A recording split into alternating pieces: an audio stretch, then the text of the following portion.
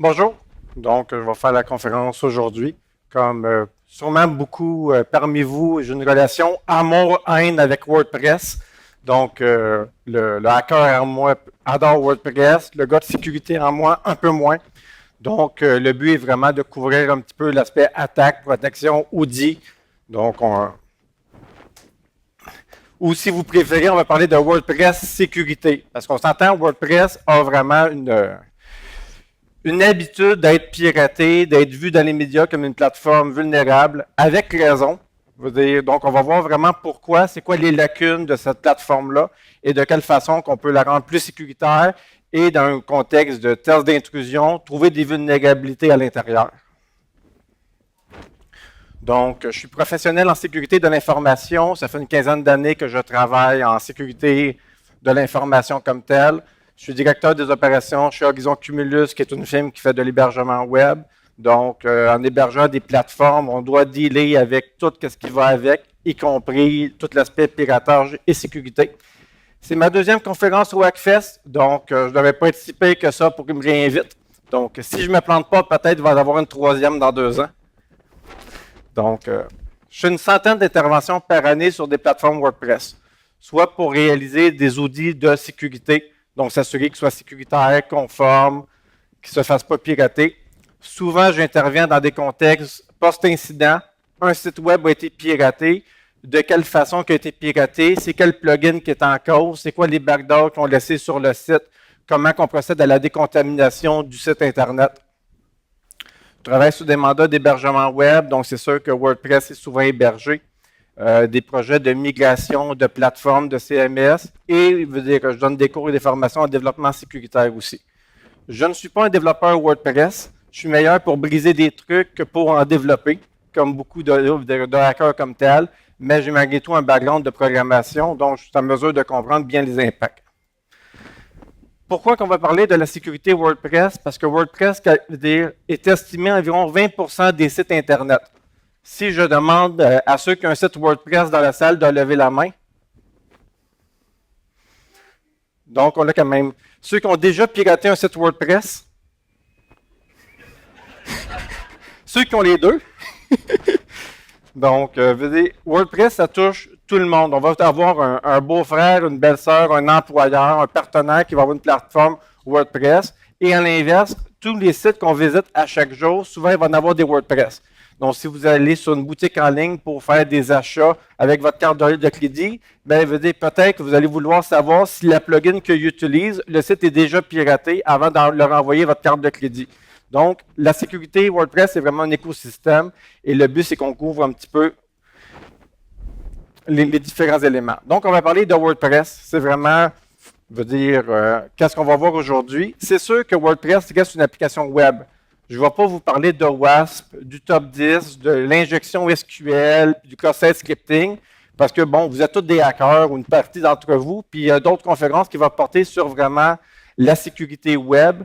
On va voir qu'est-ce qui est un peu plus spécifique à WordPress au niveau des attaques, de la détection et de faire de l'analyse de code source pour identifier des plugins qui ont des vulnérabilités à l'intérieur. Ce n'est pas non plus une conférence sur WP-Scan pour les pentesters et le monde qui connaissent, qui est un utilitaire en ligne de commande qui va nous lister, voici les plugins vulnérables, voici l'énumération des utilisateurs comme tels. Je pense que je le cite dans un exemple comme tel, mais ça ne couvre pas vraiment le fait qu'on voit tous les éléments de WP-Scan. C'est voir ce qui est spécifique au niveau de WordPress pour identifier les vulnérabilités. Donc, full disclosure, évidemment. Les thèmes et plugins cités ont été avertis des vulnérabilités. Certains ont fait des corrections, d'autres non. Donc, oui, il reste quelques 0D à l'intérieur du code source qu'on va voir et des plugins qui vont être cités. Donc, happy hacking. Mais soyez responsables. Donc, on va commencer par l'aspect attaque. Souvent, WordPress est vu comme étant une plateforme très sécuritaire et le monde qui vont parler de la sécurité WordPress vont dire c'est les plugins qui sont en cause, c'est les développeurs qui sont en cause, c'est les utilisateurs qui sont en cause, mais c'est jamais le corps de WordPress qui est en cause. En fait, c'est faux. WordPress de base est très insécure comme plateforme. Progressivement, il y a des options qui sont rajoutées à l'intérieur, mais ça reste une plateforme qui est foncièrement non sécuritaire. Il faut faire une distinction entre exploitable de base. Donc, si vous installez un WordPress à jour, avec aucune plugin, c'est sûr que votre WordPress va être un peu sécuritaire. C'est comme avoir une Volkswagen, la laisser éteindre, puis dire que elle ne pollue pas. C'est normal. Là. WordPress, quand on commence à l'utiliser, c'est là que ça devient dangereux comme tel. Par défaut, WordPress, il n'y a aucune journalisation à l'intérieur. Tout ce que vous faites dans WordPress, c'est même pas sauvegardé dans le cloud, ça disparaît. Donc, les seuls logs qui vont rester, c'est les logs au niveau du serveur web. Les logs au niveau du serveur web, il y a très peu d'informations à l'intérieur parce que les noms d'utilisateurs ne vont pas être gardés et il y a beaucoup de méthodes qui sont post, dont les paramètres ne sont pas journalisés dans la configuration Apache.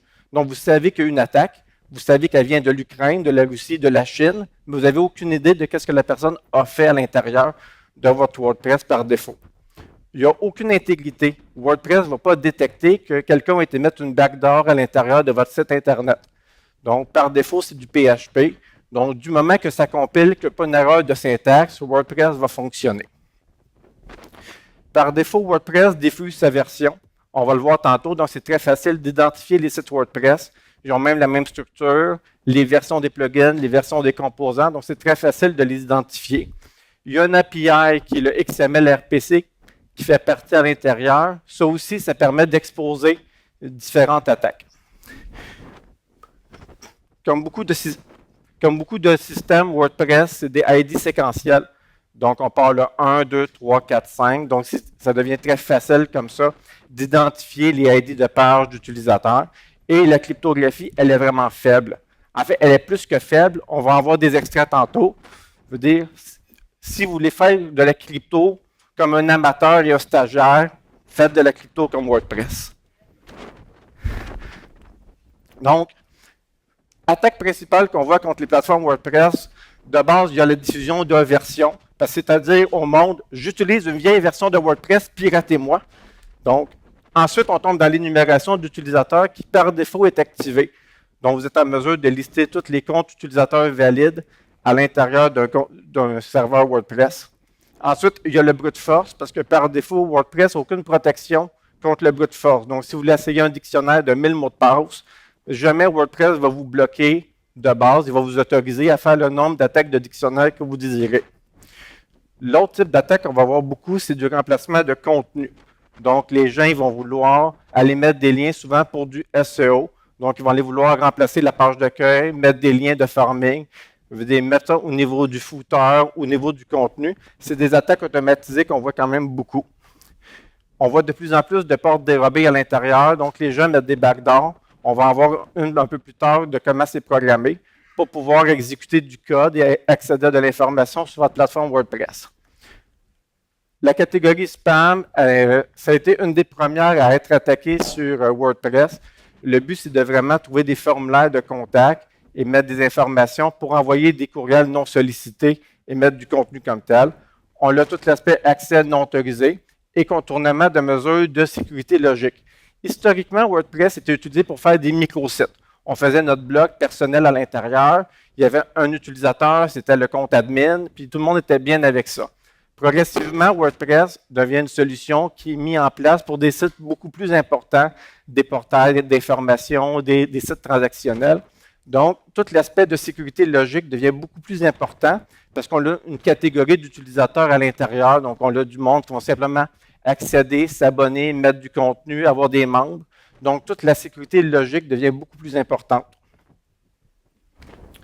Au niveau de la diffusion de versions, c'est simple. Par défaut, comme tout bon programme open source, WordPress vient avec un readme.html qui indique le numéro de version.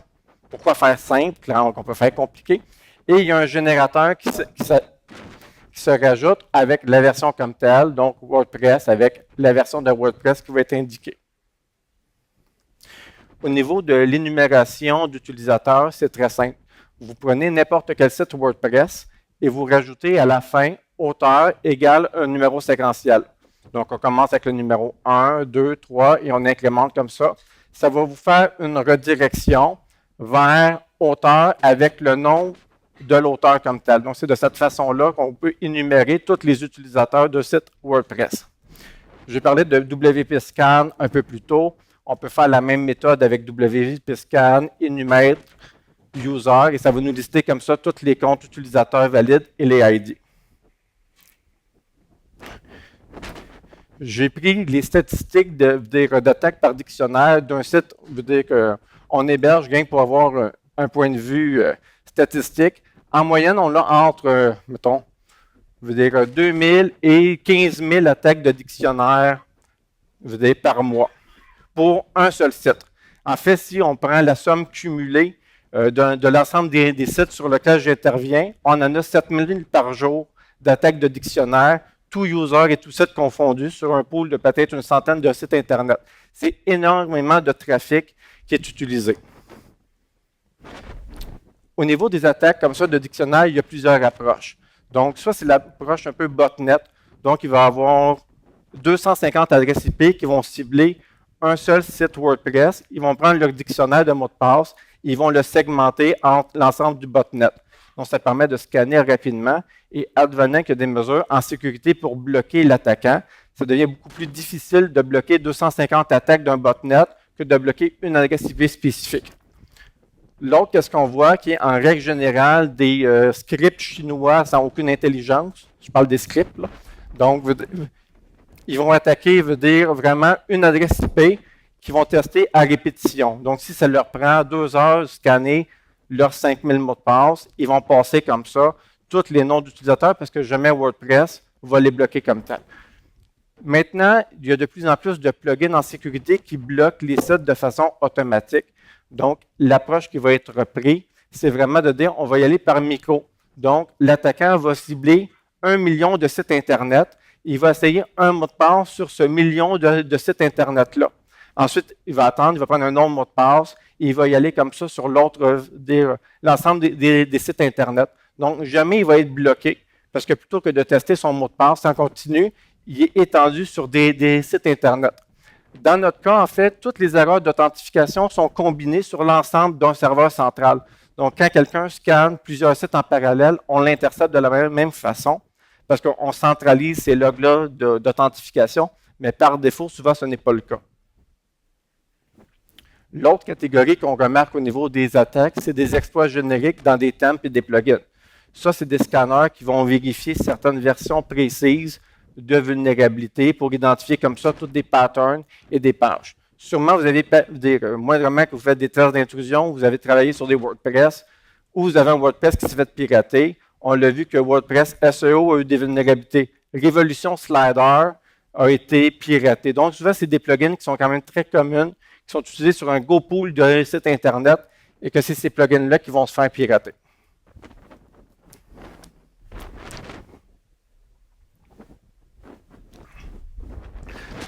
On remarque aussi de plus en plus du malware qui est distribué sous forme de plugins.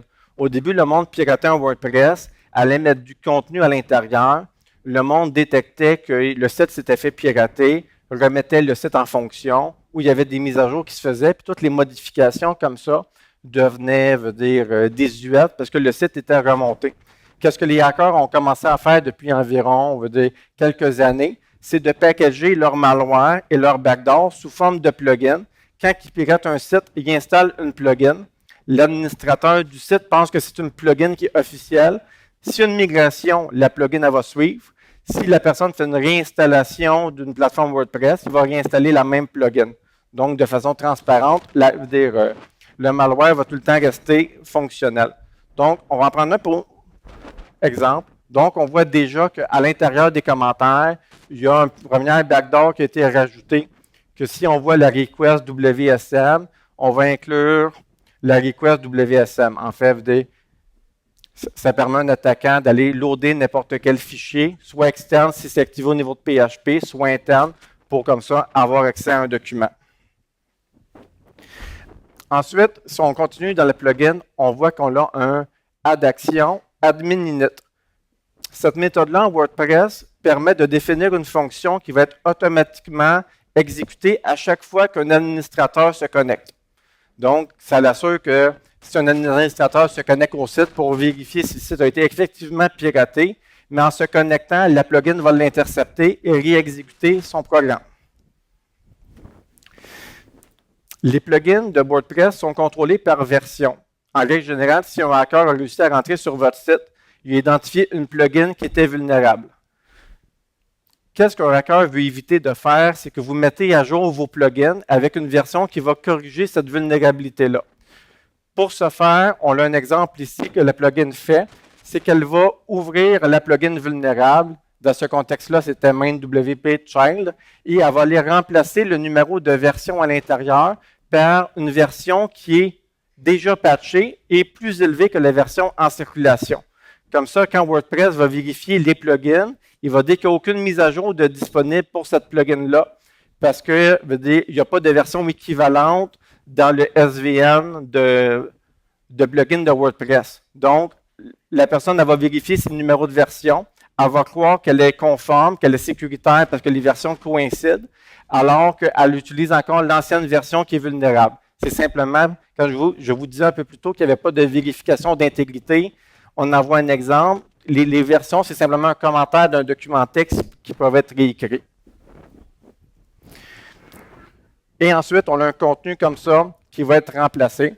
En fait, le contenu de cette plugin-là fait, du moment qu'il y a un accès, enregistre à l'intérieur un document que je t'envoie en paramètres et ensuite exécute-les. Comme ça, ça permet à l'attaquant de pousser de nouvelles versions de sa backdoor s'il y en a une.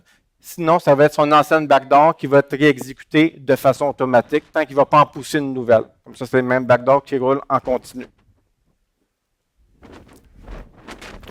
L'autre élément qu'on a un peu plus loin, si on descend dans le plugin, c'est un Ajax callback. Tantôt, on va parler justement de la sécurité puis l'audit au niveau des callbacks. Donc, le fait que ce soit un Ajax, ça permet à un attaquant d'invoquer une méthode qui va être exécutée sur le serveur sans être authentifiée à votre serveur web. Dans ce contexte-là, il prend la plugin et tous les arguments, il va l'exécuter. Donc, ça permet à l'attaquant d'exécuter n'importe quelle commande sans être authentifié sur votre serveur web. Donc, ils vont vraiment intercepter comme ça les fonctions WordPress pour mettre des fonctions à l'intérieur qui vont leur permettre de repirater le site et d'y accéder à distance. Tout ça avec un nom de plugin, évidemment, qui s'appelait, WordPress Admin Sécurité, pour être sûr qu'il n'y ait personne qui va la désactiver, parce que qui voudrait désactiver la sécurité WordPress?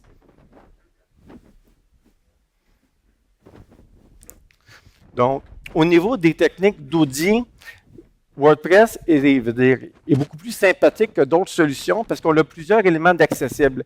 Si vous avez une cible que vous désirez vérifier sur Internet, vous êtes en mesure quand même de connaître le thème qu'elle utilise, si c'est un thème commercial, un thème open source, quel plugin qu'elle utilise.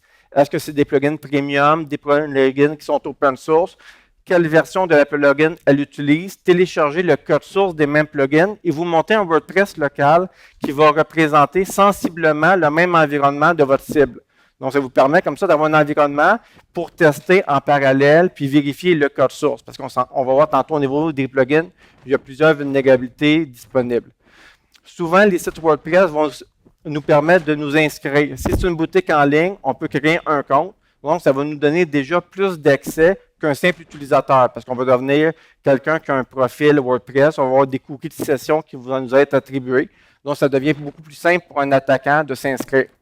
La recherche, par défaut, elle est active et souvent, il y a du contenu de recherche qui va être indexé par défaut, qui est de l'information sensible. XML-RPC, on en a parlé au niveau des API, les versions exposées et l'énumération d'utilisateurs. Donc, on peut quand même, de base, avoir une vision externe, sans avoir accès au code source interne de comment fonctionne le site Internet. Pour vous montrer un environnement de test et audit, ça vous prend un environnement idéalement LAMP ou WAMP, ça vous prend un serveur web, MySQL, PHP, n'importe quelle plateforme avec Kali Linux fonctionne parfaitement. Ça vous prend WordPress, évidemment, à un moment donné. Donc, soit vous allez chercher le zip au complet, vous installez une nouvelle version, ou vous pouvez l'avoir avec Git. Donc, vous prenez simplement la branche de la version que vous désirez tester. Ça évite d'avoir un paquet d'environnements à gérer. Donc, vous avez un environnement que vous mettez à jour selon la plateforme que vous désirez tester. Ça vous prend un navigateur web, ça reste du web, un WordPress Mantra ou un autre, et ça vous prend un proxy inversé. Personnellement, j'aime beaucoup Burp Suite Pro. Donc, je crois qu'il y a eu une formation hier, il y en a eu l'année passée sur cet outil-là. Il y en a une version, je veux dire, sans frais, qui a quelques modules de moins, mais qui vous quand même permet d'intercepter les communications. Les communications qu'on va vouloir intercepter, dont on va aller voir, c'est les calls à Jack, ces affaires-là. Donc, c'est pour faire des man in the middle, puis manipuler comme ça les cookies et les informations. Évidemment, si vous êtes en mode pentest, essayez de reproduire les versions de PHP, de WordPress et d'Apache de la cible, parce qu'il y a certaines des plugins qui vont être vulnérables sur certaines plateformes de PHP, parce que c'est PHP qui a une version vulnérable ou qui a une fonction à l'intérieur. Donc, plus que vous allez calquer l'environnement de la cible, plus facile ça va être de vérifier si elle est sécuritaire ou pas. Au niveau de WordPress, il y a différents plugins que vous pouvez installer pour vous aider quand vous voulez procéder à des outils de plateforme WordPress. La première, c'est Debug Bar qui est fait par WordPress.org. Donc, ça va rajouter un petit menu debug à l'intérieur. Qui n'aime pas d'avoir des options de débogage quand on veut pirater quelque chose? Donc, ensuite, il y a le Debug Bar console qui vous permet d'exécuter du code PHP directement. Donc, souvent, vous allez vouloir faire une petite vérification rapide sans aller en console exécuter du code PHP. Donc, ça vous permet d'exécuter du code PHP dans le contexte d'exécution de WordPress. Donc, d'avoir des résultats de variantes ou aller interroger la base de données. Shortcode, on va le voir plus tard, c'est un des composants qu'on vous allez auditer beaucoup. Web Template permet d'avoir le nom de la template en haut que vous voulez tester. Dans un thème, il y a plusieurs pages web différentes. Donc, la page d'accueil, c'est une template. L'article, c'est une template. Un produit, c'est une template. Donc, quand on fait un audit ou un test d'intrusion, on ne veut pas seulement tester une page sur le site WordPress. On doit tester l'ensemble des pages et des différentes templates parce que chaque page peut avoir des modules différents et une programmation différente. Donc, ça devient très important de savoir ce qu'on teste. Et à l'inverse, même si on a des pages avec deux visuels complètement séparés, probablement que c'est basé sur la même programmation derrière, donc on ne veut pas les retester en double inutilement. On doit activer deux options au niveau du WP config.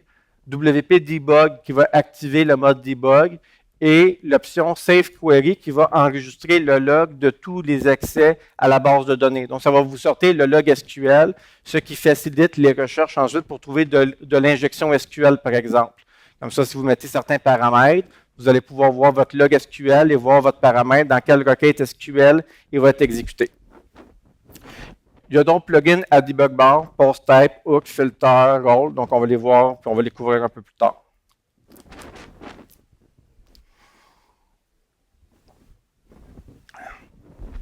Donc, quand vous allez cliquer sur le menu Debug, vous allez avoir comme ça apparaître la liste de toutes les options puis les sous-modules. On va en couvrir un peu plus tard.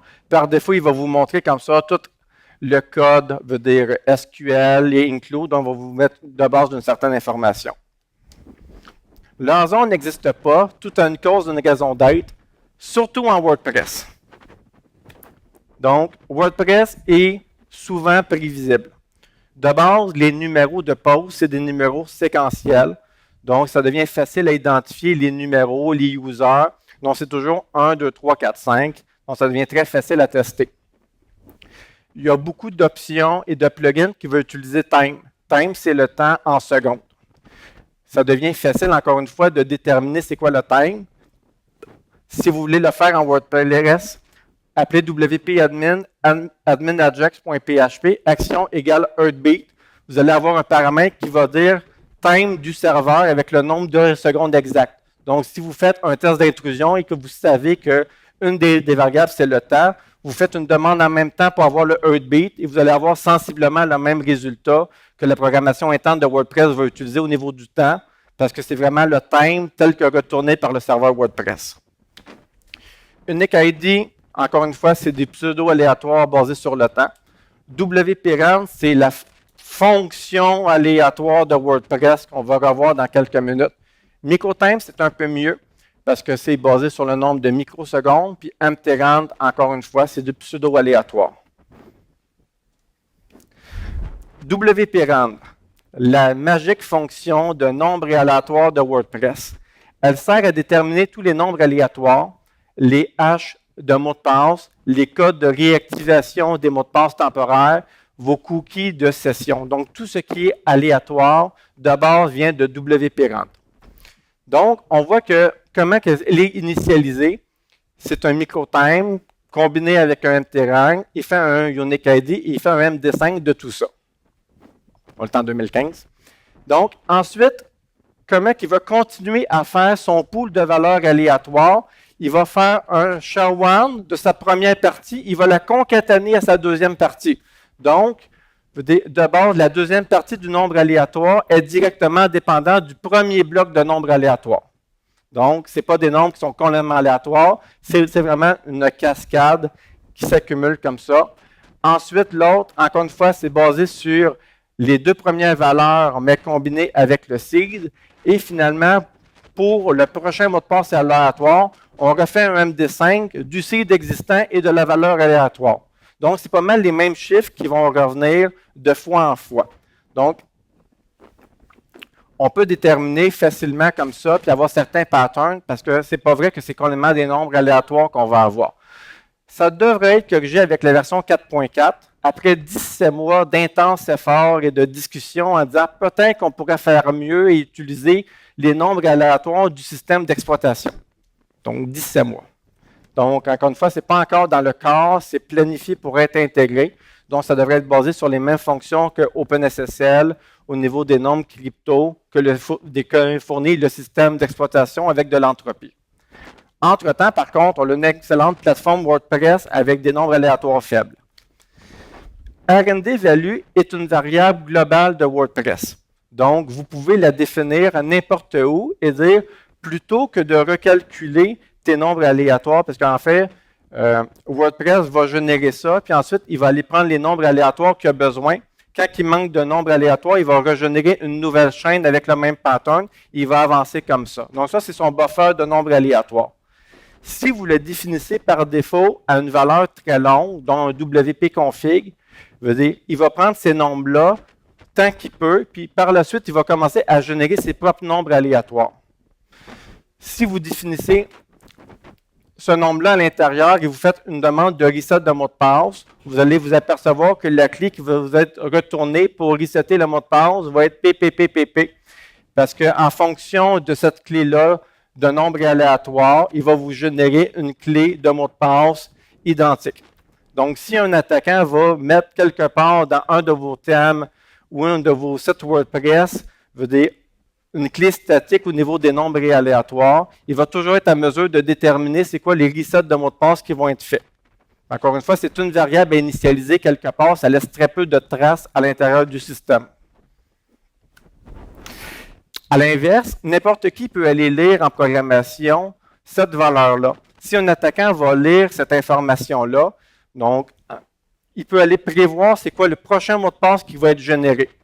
Parce qu'encore une fois, le mot de passe dépend exactement de la valeur de random value. Donc, on n'a rien besoin d'appliquer la même logique, mais simplement de ne pas aller déduire les nombres aléatoires qu'il y a à l'intérieur. L'attaquant va être de cette façon-là en mesure de prévoir les prochains mots de passe. Donc, si quelqu'un est en mesure de configurer, de se mettre une backdoor qui va modifier ces nombres aléatoires-là, il y a un contrôle total sur l'ensemble des éléments aléatoires, mot de passe, code de réinitialisation, et on le voit plus loin au niveau des cookies.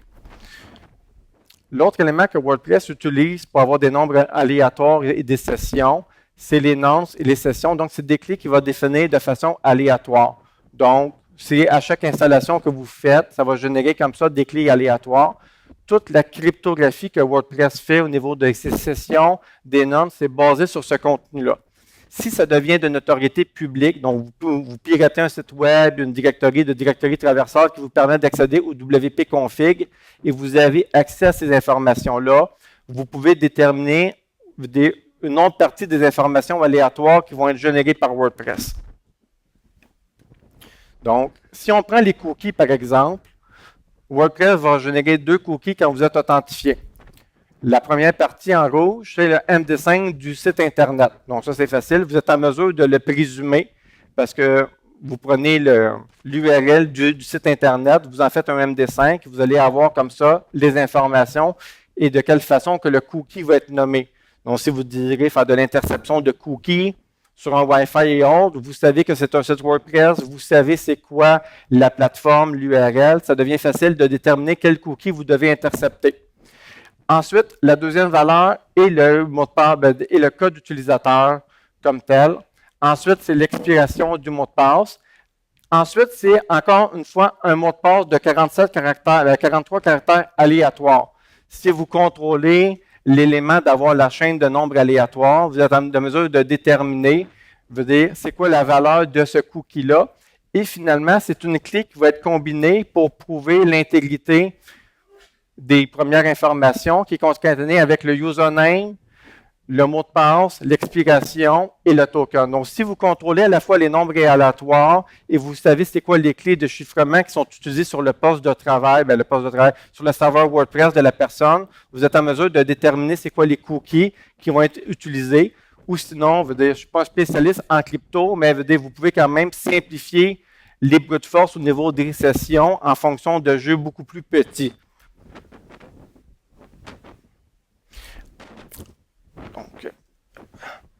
Donc, les nonces qui sont générées, c'est sensiblement le même élément. Donc, quand WordPress, vous voyez un WP nonce dans une URL, c'est l'équivalent d'un token pour être sûr que ce ne soit pas un autre utilisateur qui puisse cliquer sur le lien et faire une action. La façon que c'est construit, c'est en fonction d'une plage horaire, donc 12 ou 24 heures. Donc, à chaque fois que vous voyez un WP nonce, ou que vous en interceptez un sur un Wi-Fi public, par exemple, vous avez entre 12 et 24 heures pour l'exécuter. Après ça, il va être expiré puis il ne fonctionnera plus. Mais il y a quand même une longue période de temps possible entre le moment que vous l'interceptez et le moment qu'il peut être utilisé. Ensuite, vous avez besoin des informations, l'action qui est passée en paramètre, le code utilisateur, donc le UID, et le token qui est basé sur le cookie utilisateur. Donc, encore une fois, si vous avez intercepté les cookies de l'utilisateur, mais vous avez l'élément manquant pour terminer et générer un nonce parce que ça vous prend le cookie utilisateur pour créer le nonce. Donc, on peut encore une fois falsifier et modifier ces informations-là si vous avez toutes les informations à l'intérieur. Quand on tombe au niveau des autres vecteurs d'attaque qui sont spécifiques à WordPress, bon, on a parlé beaucoup des attaques de prédiction. On va avoir les shortcuts, qui est vraiment une procédure de WordPress qui permet d'intercepter et d'en mettre du contenu, du texte qui va être remplacé. On a du Ajax, on a les hook filters et on a des manipulations de WP Query. Petite note sur le WordPress multisite. WordPress, on peut en faire une installation autonome ou on peut en faire une installation sur un réseau de sites Internet. C'est souvent utilisé par les compagnies qui offrent de l'hébergement web en disant plutôt que de gérer 48 installations WordPress, on va en mettre une seule avec les plugins qu'on veut et tous les sites de nos clients vont être des sites autonomes, mais sur la même plateforme. Donc, ils ont toutes leur URL dédiée, mais les utilisateurs sont globaux. Les plugins sont activés globalement et attribués par site. Le problème de ça, c'est que c'est une segmentation logique de la base de données. Si un site Internet se fait pirater, la totalité des sites Internet du réseau vont se faire pirater. WordPress ne segmente pas comme tel, c'est simplement que c'est mis dans un sous-dossier ou dans un autre élément, ou c'est un ID au niveau de la base de données. Et il y a plusieurs plugins qui ne vont pas le filtrer correctement. Donc, on pourrait prendre une plugin vulnérable sur un site Internet pour aller chercher des informations sur un autre site Internet sur le même réseau. Parce que par défaut, la programmation, ils n'ont pas mis les filtres pour fonctionner correctement sur du multisite. Donc, plugins, il y en a plus de 30 000 plugins répertoriés. N'importe quel idiot peut soumettre une plugin. N'importe quel idiot peut installer une plugin sur son WordPress. Il n'y a aucune assurance qualité. N'importe qui peut comme ça prendre des plugins, les mettre. En fait, la seule fois que WordPress mentionne sécurité quand on soumet une plugin, c'est ça serait le fun, ça serait sécuritaire, puis on ne peut pas envoyer de spam avec. Donc, il n'y a pas vraiment de processus automatisé pour déterminer tout ça. Donc, même chose pour le développement, les signatures numériques, l'identité de la personne qui met une plugin. Donc, si vous trouvez que le Google Store est insécuritaire avec les applications Android, c'est encore pire avec les plugins WordPress. Donc, qu'est-ce qu'on va vouloir rechercher à l'intérieur du code source? Les mentions WP Ajax, NoPriv ou WP Ajax. Ça nous permet de déterminer qu'il va y avoir des hooks de programmation qu'on va comme ça pouvoir aller intercepter et auditer. La différence entre NoPriv et celle qui n'en a pas, c'est que le NoPriv, on peut l'utiliser sans être authentifié à WordPress. Donc, n'importe qui d'anonyme sur Internet peut aller invoquer ce script-là Ajax, alors que par défaut, les autres scripts Ajax, on doit être authentifié. D'où shortcode, on va revenir un petit peu plus tard pour aller les intercepter. WP load, c'est-à-dire que la plugin va vouloir charger au complet le système de WordPress. Donc on sait qu'on peut aller réagir à l'intérieur de ça. Quand l'user function et exec, c'est parce qu'on va savoir qu'il y a du code qui va être exécuté dynamiquement. Donc, qu'est-ce qu'il y a des init à l'intérieur, request, post, get cookie et les fonctions de fichiers comme tel. Donc, si on prend un exemple au niveau de la prévision, on avait une vulnérabilité similaire dans MainWP. La façon que lui qui gérait ses fichiers cookies était très simple. Il prenait le ID du site Internet, qui était encore une fois un nombre séquentiel. Il en faisait un SHA-1. Et pour plus de sécurité, il faisait un deuxième SHA-1. Et il enregistrait ça directement dans un dossier exposé sur Internet. Si on est en mesure de déterminer comme ça, c'est quoi les codes, encore une fois, parce que c'est des codes génériques, on peut aller récupérer comme ça les informations de cookies qui étaient gardées à l'intérieur de la plugin. Et on pouvait récupérer comme ça directement les cookies d'authentification, parce que la plugin, en fait, qu'est-ce qu'elle fait? Elle se connecte sur un autre site Internet et elle simule à être un utilisateur authentifié. Pour gagner en performance, ils ont décidé de préserver les cookies pour pouvoir se réauthentifier sans refaire une authentification complète à chaque fois. Donc, quelqu'un qui aurait piraté le serveur qui avait cette infrastructure-là était en mesure de pirater l'ensemble des sites enfants, parce qu'encore une fois, WordPress ne fait pas de validation en fonction de l'adresse IP. Si vous récupérez des cookies comme ça, on peut simplement les reprendre et les réexploiter. Donc, au niveau d'Ajax, on l'a parlé, qu'est-ce qu'on va rechercher souvent, c'est des Ajax avec nos privilèges. Donc, c'est-à-dire que n'importe quel utilisateur peut l'exploiter. C'est des vecteurs out of band, donc on peut les exploiter en parallèle des accès au site Internet. Et la façon qu'on va le faire, c'est simplement en invoquant. Je veux dire adminajax.php, puis on va pouvoir les invoquer de cette façon-là. Si vous avez installé le toolbar, vous allez avoir les informations à l'intérieur aussi. Donc, toutes les calls Ajax vont être mentionnées. Donc, ça vous évite d'aller vérifier le code source manuellement. On va prendre une plugin au hasard, WP Lead. Elle a une option à l'intérieur qui permet comme ça d'appeler une fonction en mode non authentifié. Si vous prenez quelques temps pour vérifier c'est quoi que la fonction qui va être utilisée, ça va interroger post-meta. Post-meta, c'est toutes les métadatas associés à un article de blog. Et ça va vous les retourner sur forme de JSON. Donc, n'importe qui peut aller interroger les métadatas de l'ensemble de votre site Internet et de les exporter.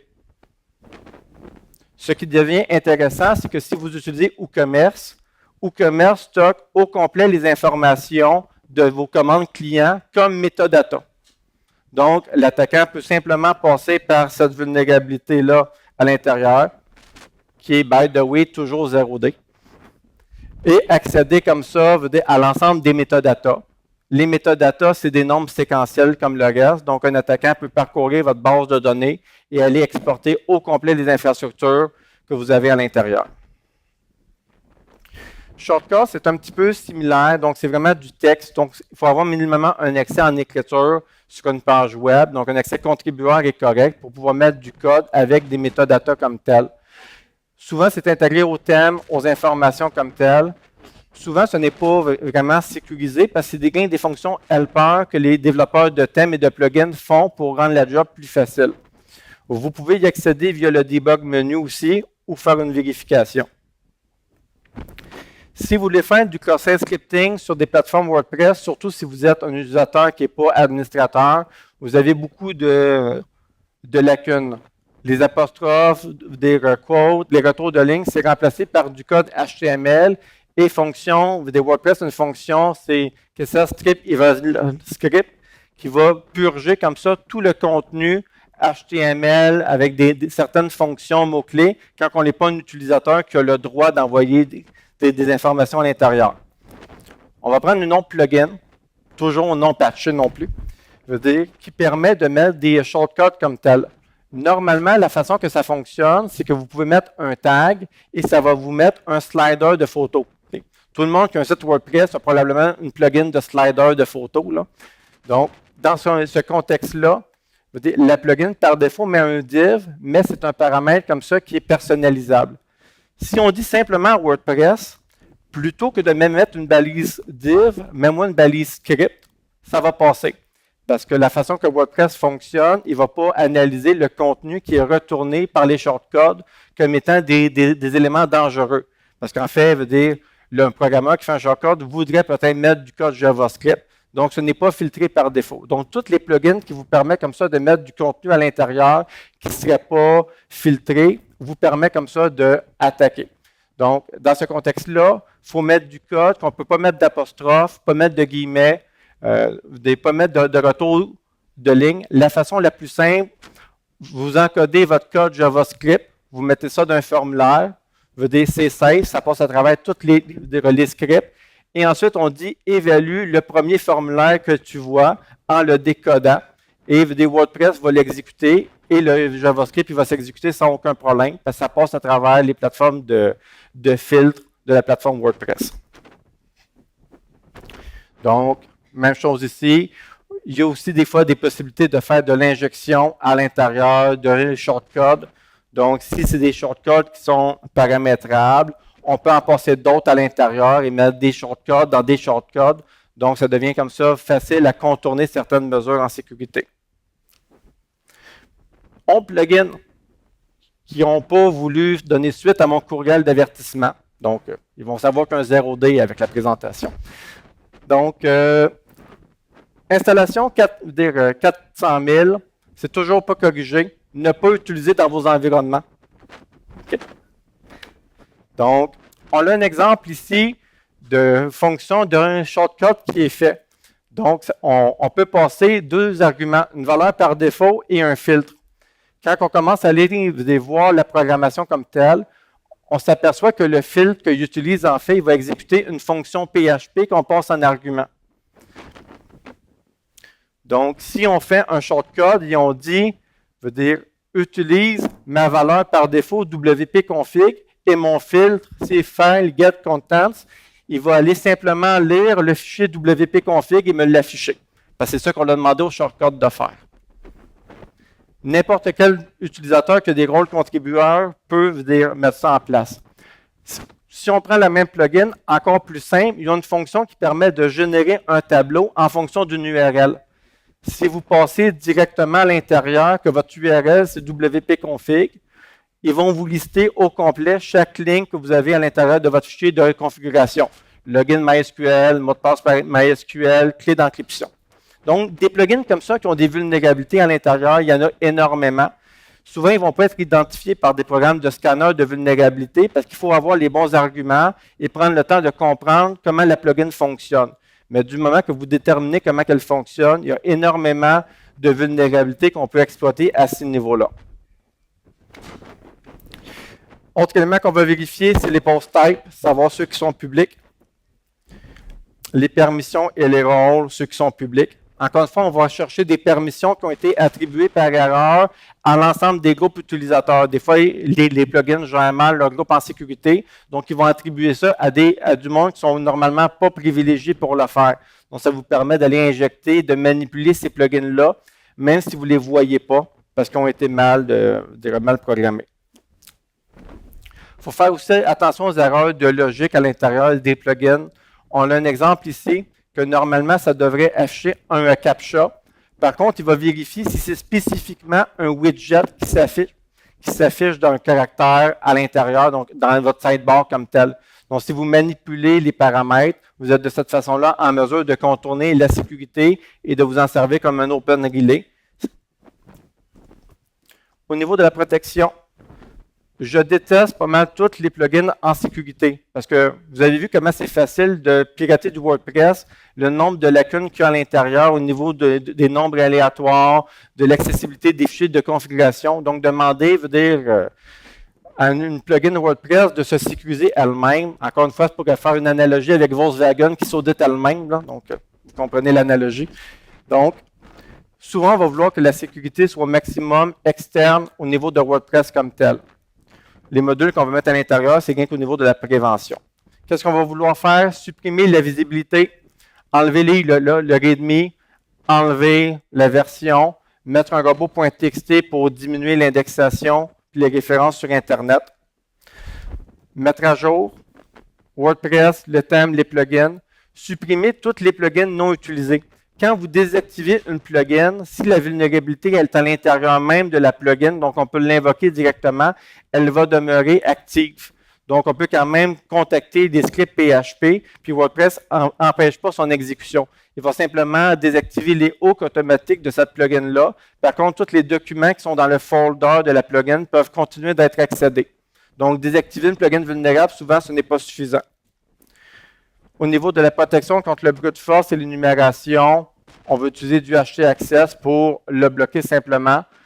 J'aime beaucoup l'approche d'utiliser fail to ban pour directement les bloquer au niveau du firewall. Encore une fois, c'est plus simple de gérer au niveau de la protection au réseau. Encore une fois, ça va dépendre de l'attaquant comme tel, mais quelqu'un qui vient d'un serveur en Russie ou en Ukraine pour essayer de loguer le mot de passe, probablement c'est une meilleure utilisation de votre bande passante de simplement le bloquer temporairement sur une période de temps pour qu'il contacte votre serveur web. On va vouloir prendre des mécanismes en sécurité externe, veut dire des WAF externes, des sécurités, veut dire quand ça script, veut dire CXS, qui est une infrastructure de sécurité comme telle, qui permet de mettre des blacklists puis des whitelists sur des mots-clés. Donc, s'il détecte du contenu douteux à l'intérieur d'une plugin, ça va vous générer comme ça des avertissements. Donc, il va vous dire, attention, cette plugin-là utilise telle fonction sensible, et ça, vous savez que vous êtes peut-être mieux de faire un audit et de vérifier. Auditez les plugins que vous utilisez, limitez le nombre de plugins à seulement ceux qui sont nécessaires. Encore une fois, sur les 30 000 plugins, la majorité, c'est des plugins qui ont des vulnérabilités. Donc, prenez des plugins connus, ceux qui ont du support comme tel. Limitez les utilisateurs WordPress à ceux nécessaires comme tel. Donc, WordPress doit être traité plus comme un système d'information, comme rien comme une plateforme de diffusion. Il y a des informations à l'intérieur, il y a des informations sensibles à l'intérieur. Donc, ça doit être vraiment analysé et géré comme ça au niveau du risque. Ce n'est pas un système autogéré. Si vous laissez votre WordPress à l'abandon pendant 1 an, ben, vous allez vous rendre compte que votre blog est utilisé par des Russes ou des Chinois et autres.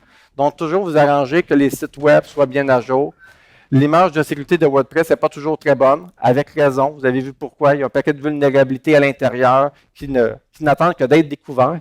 Donc, mais progressivement, ça s'améliore. Je vous remercie pour votre présence et à l'organisation du Hackfest. Je vais être disponible au salon des conférenciers si vous avez des questions par la suite. Donc, j'ai un blog, moi, il est en WordPress. Puis, je suis sur LinkedIn, donc françoisharvey.ca. Ça me fait plaisir de vous avoir